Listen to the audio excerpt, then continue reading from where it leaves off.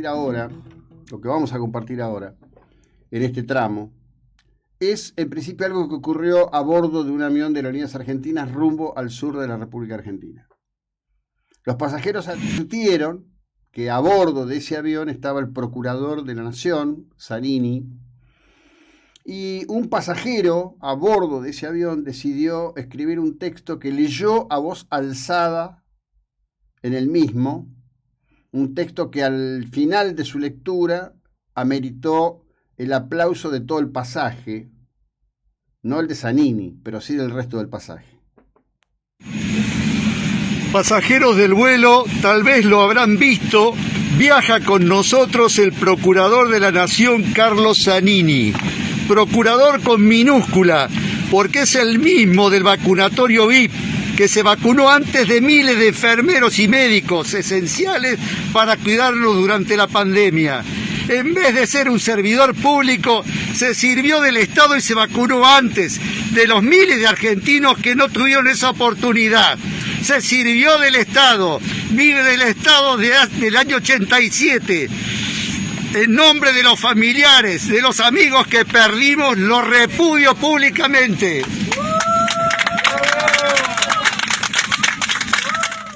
Bueno, acá los chicos me decían que parece la voz de Pichetto. Bueno, no es Pichetto, es un contador público, por lo que he podido averiguar, que realmente se sintió absolutamente incómodo. Esto, la verdad, tiene algo muy positivo. En principio es una expresión de rechazo muy civilizada, muy bien expresada, porque el caballero había escrito un texto primero, que es lo que se advierte claramente que él lo pensó, es decir, lo masticó, lo pensó, y bastante alejado de la actitud condescendiente y graciosa que recibe Zanini cuando está en verano acá en Mar del Plata, en Playa Grande, porque desde que quedó en libertad, en los veranos viene ahí a Playa Grande, se mueve tranquilamente ante la absoluta indiferencia. Y yo no estoy proponiendo ni que lo agredan, ni que lo lastimen, ni con ninguna cuestión por el estilo, porque no coincido con esas cosas. Acá María Luisa otra vez me vuelve a preguntar hoy qué pasó con los empleados garbarinos. Los empleados garbarinos se quedaron sin trabajo, eso es lo que pasó. Estarán buscando trabajo, imagino yo. Habrán hecho las presentaciones necesarias, los habrá acompañado el gremio. Garbarino lo vaciaron, fue una estafa. No sé cuánto más se podrá decir de esto. No sé cuánto más se pretende que se diga de esto en los medios de comunicación. Desapareció Garbarino, la voltearon, se chorearon toda la plata 2 veces y la hicieron desaparecer. La verdad que me consta que se buscó encontrar alguna opción. Terminó siendo absoluta, total y completamente imposible. Miren, esto no ocurrió en Mar del Plata, pero bueno, ocurre en el ámbito de la capital federal. Como todo lo que ocurre en el ámbito de la capital federal, termina impactando a nivel nacional, porque esto se produce a través de los medios concentrados de Cava, que luego expanden a través del sistema y de alguna manera van constituyendo una agenda casi obligada para la mayor parte de los medios. Estoy hablando del asesinato de este crío de 17 años, jugador de fútbol, en una situación verdaderamente absurda. Pibes que se desplazaban en un auto, que habían ido a hacer una prueba de entrenamiento para ingresar a un club, con ilusiones, con expectativas. Un vehículo que los comienza a perseguir, de policías que estaban de civil. Los policías pretendieron presentar esto como un intercambio de disparos, como una resistencia a la autoridad. Nada indicaría que esto fue así hasta el momento. Se ha tomado la determinación que todas las pericias estén a cargo de Policía Federal, y el secretario de Seguridad de la Ciudad de Buenos Aires ha pedido a la justicia que de inmediato detenga a los 3 funcionarios policiales, sobre los cuales hasta ahora hay una situación de paréntesis o de espera. Hay una enorme cobertura con esta cuestión. La familia hizo apreciaciones muy fuertes. Dijo, otra vez policías drogados, andan armados y hacen de este tipo de cosas. Habrá que esperar algunas horas todavía. Lo que no tiene arreglo es que el chiquito ya no está. Lo que no tiene arreglo es que la familia está destrozada. Lo que no tiene arreglo es que hay 2 hermanos de 3, un hermano de 3 y una hermana de 8, que todavía de alguna manera creen, o por lo menos así dicen las crónicas, no estarían conociendo exactamente la verdad de lo que ha ocurrido, intentando protegerlos. Dolorosísimo por donde se lo mire. Tiene que llevar una vez más a una mirada de fondo sobre la formación de las fuerzas policiales, sobre el tipo de entrenamiento, sobre los controles psicofarmacológicos que se hacen sobre los funcionarios policiales, sobre el criterio al respecto de quién porta un arma y cuál es su grado de estabilidad emocional y psicológica fundamentalmente para portar un arma. Esto ocurrió a plena luz del día, es decir, esto no ocurre en horas de la noche, en una madrugada donde podría haber algún elemento que desde el punto de vista del desarrollo de la acción pudiera llevar a una situación. Uno de ellos dice en un audio, el audio está circulando por todos lados, sacaron un arma y nos dispararon. Nada estaría hasta ahora revelando que esto ocurrió de esa manera. La verdad que tristísimo todo el tema, y quedará y procederá en definitiva el servicio judicial contra estos hombres, que va a ser difícil que tengan una defensa y que traerá nuevamente al debate ideológico la cuestión de las fuerzas de seguridad en nuestro país, y en particular por el punto de preeminencia que esto tiene, habiendo ocurrido en Capital Federal.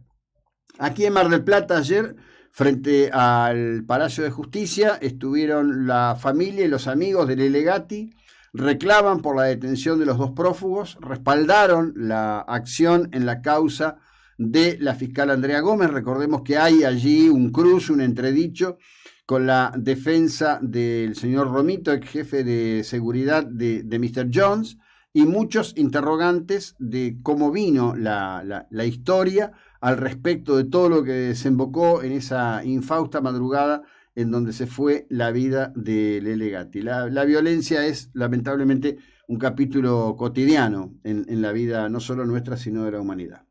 Quiero hacer un repaso por tres cuestiones que algunos dicen reflejan el diario del lunes. Primera cuestión: el gobierno austríaco endurece las medidas al respecto de la cuestión vacunatoria. En principio ha puesto condiciones para que las personas que no están vacunadas no puedan concurrir a sus trabajos de manera presencial, no puedan ingresar a espectáculos públicos, y existen restricciones aún para, por ejemplo, la compra de alimentos.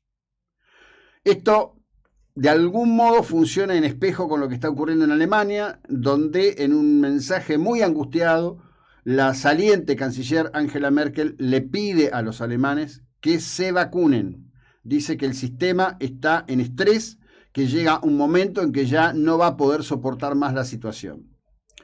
En verdad, en toda Europa, en toda Europa del Norte, esto es cada vez más y más intenso. En la medida en que avanza el otoño, bajan las temperaturas, va creciendo la situación, y ya se habla, inclusive en Alemania. Recordemos que al inicio de todo esto siempre destacábamos el hecho de que Alemania tenía una disposición de nivel de camas de unidad de terapia intensiva en una dimensión operativa única en toda Europa. Se hablaba de más de 5.000 camas de unidad de terapia intensiva disponibles en los hospitales alemanes, a contrario de lo que ocurría en Francia, lo que ocurría en Italia o en la propia España, donde hubo que repotenciar el sistema, avasallados por la situación que se venía desarrollando. Una de las cuestiones que por supuesto están en discusión es la cuestión de base, la cuestión cultural de las poblaciones. Los movimientos antivacunas, la ideología prevalente de que la vacuna trae consigo una situación vinculada a la dominación mundial, vinculada al tema de los negocios, de los grandes laboratorios, etcétera, etcétera, etcétera, es muy fuerte en las poblaciones europeas. Esto no ocurre acá entre nosotros. Ustedes piensen que el día que el gobierno lanzó la vacunación en niños, en horas, 2,5 millones de familias anotaron a sus hijos para vacunarse. Hoy justamente hay un informe al respecto de la progresión de ese nivel de vacunación en niños y lo que serían los impactos o no de la vacunación en la salud general de esos niños. Ayer llegaron más vacunas a Mar del Plata. En realidad hoy el país no tiene un problema de stock de vacunas. Argentina sigue teniendo, a mi criterio, y la provincia de Buenos Aires en particular, un problema de estructura, de capacidad por no usar la estructura existente. Y hablando de estructura existente, esto yo lo señalé varias veces, está publicado con mi firma en noticiasprotagonistas.com en la edición 1258, que son los alertas para la intendencia de este intendente que, bueno, tiene todo el derecho desde el punto de vista del voto de sentirse muy ratificado en esta elección que se dio en Mar del Plata, con una diferencia de votos realmente importante. Cada vez es más el ruido ciudadano que escucho al respecto de las cosas que no están funcionando, de las cosas que no se hacen, de las cosas que no están caminando estructuralmente como corresponde. En el día de ayer, además de haber citado este texto que me había enviado Liliana Rodríguez sobre la sala de salud allí en la zona de Alvarado, aparte de eso, ¿no? En el barrio Centenario, sí, exactamente, en el barrio Centenario.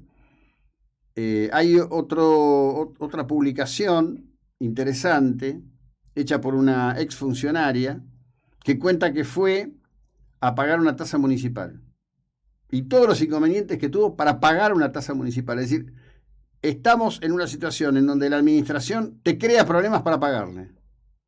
Es urgente que la administración se ordene.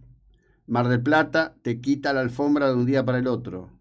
Y esto es algo que señalo de modo amable. Presten atención. Quedan 2 años.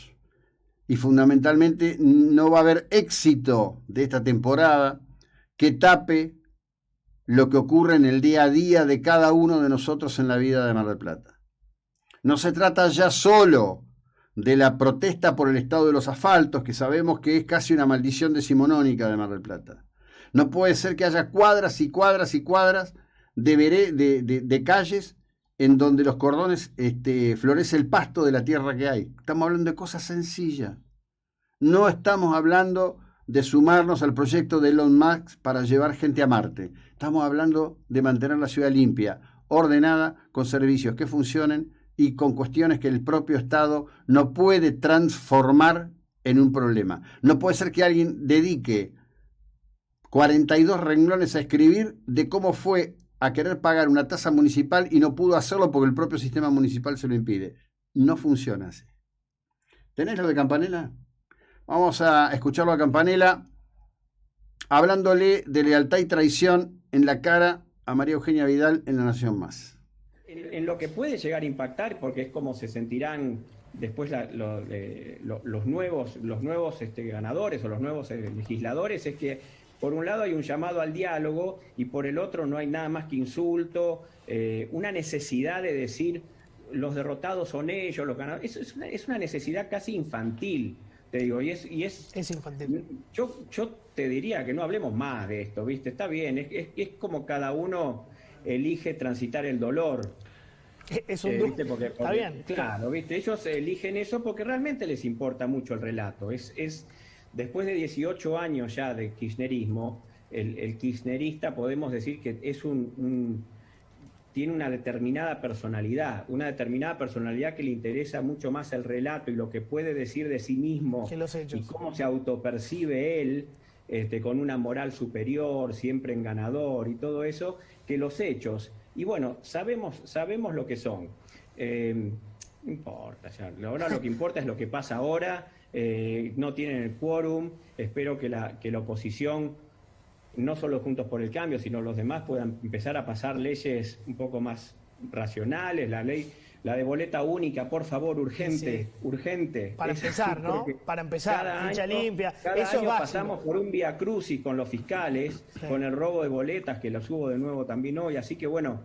¿Estás de acuerdo, no? Sí, vos lo dijiste. Boleta única es un proyecto que tenemos hace mucho tiempo presentado. Necesitamos reunir los números para votarlo, pero desde ya es un sistema arcaico con el que votamos.